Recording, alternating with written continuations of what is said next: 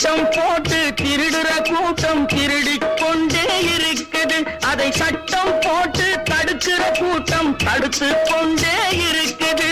சட்டம் போட்டு தடுக்கிற கூட்டம் தடுத்து கொண்டே இருக்குது. திருடராய் பார்த்து திருந்தாவிட்டால் திருட்டை ஒழிக்க முடியாது. திருடராய் பார்த்து திருந்தாவிட்டால் திருட்டை ஒழிக்க முடியாது.